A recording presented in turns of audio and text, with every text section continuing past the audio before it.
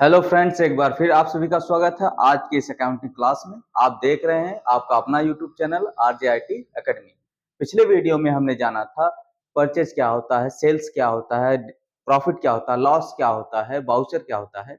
आज की इस वीडियो में जानेंगे इंस्टॉलमेंट कि इंस्टॉलमेंट क्या होता है। तो इंस्टॉलमेंट को हम हिंदी में कहते हैं दिवालिया। इंस्टॉलमेंट को हम हिंदी में कहते हैं दिवालिया।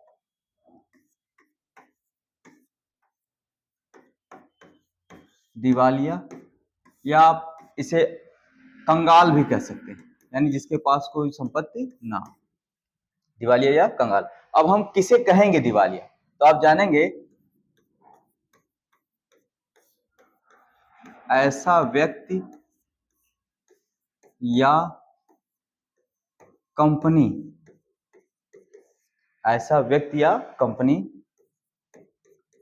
जो बकाया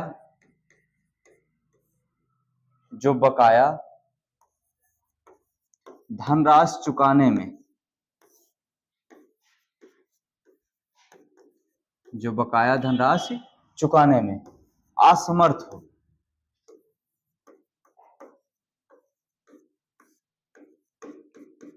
या ऐसा व्यक्ति या कंपनी जो बकाया धनराशि चुकाने में असमर्थ हो, या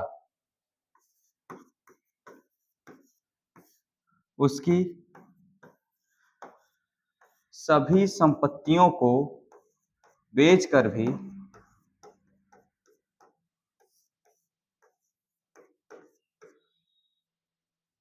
उसकी सभी संपत्तियों को बेचकर भी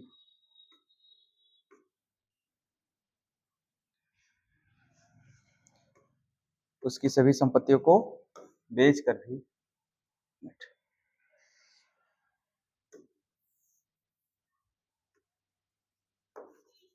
उसकी सभी संपत्तियों को बेचकर भी वसूला ना जा सके,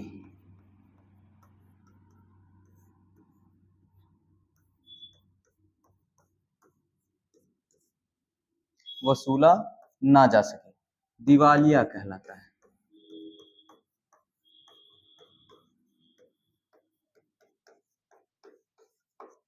तो आप जानेंगे कि इंसॉल्वेंट, कई बार ऐसा होता है कि बहुत सारी कंपनियां नीलाम हो जाती हैं। तो कब ऐसी कंडीशन आती है, कब क्या होता है, तो उस कंपनी ऑनर को या उस कंपनी को हम क्या कह सकते हैं। तो आप जानेंगे इंसॉल्वेंट। इंसॉल्वेंट शब्द का अर्थ होता है दिवालिया, जिसे हम कंगाल भी कह सकते हैं। ऐसा व्यक्ति या कंपनी, कोई भी ऐसा व्यक्ति या कंपनी जो बकाया धनराशि चुकाने में, यानी जो उसके पास कर्ज हो उसको चुकाने में असमर्थ हो, यानी अयोग्य हो, उसकी सभी संपत्तियों को बेचकर भी, यानी उसके पास मौजूदा समय में जितनी संपत्तियां हैं उसको बेचकर भी वसूला ना जा सके, तो ऐसा व्यक्ति या कंपनी दिवालिया कहलाएगा। तो अकाउंटिंग भाषा में इसे कहते हैं इंसॉल्वेंट, और इसी को हम हिंदी में जानते हैं दिवालिया। तो आप जान गए कि दिवालिया किसे कहते हैं। इसके आगे हम लोग देखते हैं। आप यहाँ पर कई शब्द लिखे हुए पा रहे हैं, जिसमें सबसे पहला आउटस्टैंडिंग, दूसरा पेएबल, तीसरा है ऑइंग, चौथा है ड्यू, पांचवा है अनपेड। आखिर ये शब्द हैं क्या, तो आप जानेंगे कि व्यापारिक भाषा में अगर हम किसी व्यक्ति को लिखते हैं बाकी, तो बाकी लिखने के लिए हम क्या शब्द लिखते हैं। आज तो बाकी और जमा लिखते नहीं है, तो इंग्लिश में हम लोग जानते हैं कि अगर कोई व्यक्ति उधार में है तो उसके आगे हम आउटस्टैंडिंग भी लिख सकते हैं, पेएबल भी लिख सकते हैं, ऑइंग भी लिख सकते हैं और अनपेड भी। अब जैसे जैसे राम 5,000 आउटस्टैंडिंग, राम 5,000 आउटस्टैंडिंग, यानी राम 5,000 बकाया में, राम से 5,000 लेना है, तो राम 5,000 आउटस्टैंडिंग मतलब बाकी, यानी इससे लेना है। इसी आउटस्टैंडिंग को हम दूसरे शब्दों में ऑइंग कह सकते हैं। इन सब का अर्थ बाकी होता है। ड्यू कह सकते हैं, अनपेड कह सकते हैं, अनपेड कह सकते हैं, ये सब होता है हमारा। इन सभी शब्दों का अर्थ होता है बाकी, यानी अगर ये शब्द अकाउंटिंग भाषा में किसी व्यक्ति, किसी कंपनी के आगे, उनके अमाउंट के आगे लग जाता है, इसका मतलब उनसे उतना लेना है, यानी वह बाकी में है, वो उतना उधार में है, उनसे उतना लेना है। तो राम 5,000 आउटस्टैंडिंग, तो आउटस्टैंडिंग का मतलब होता है बाकी।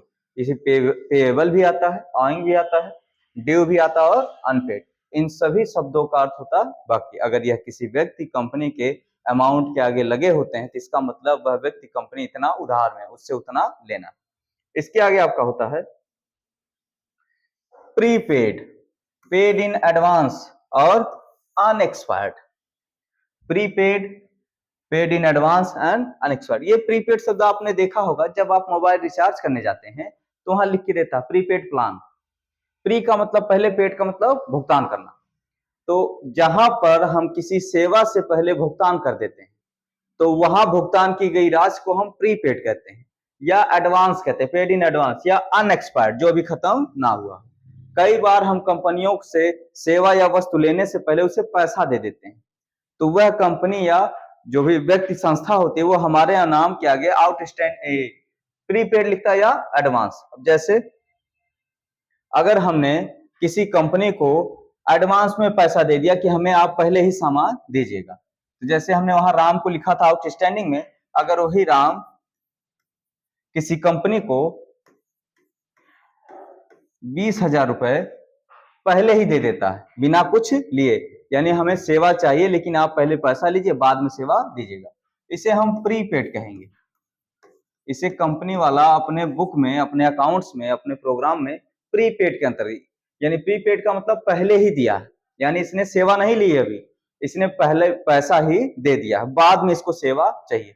तो कोई भी व्यक्ति जो उधार में होता है उसके आगे आउटस्टैंडिंग लगाते हैं, और कोई भी व्यक्ति जो पहले ही पैसा दे दिया होता है उसे हम प्रीपेड कहते हैं। इसी को पेड इन एडवांस भी कहते हैं, पेड इन एडवांस।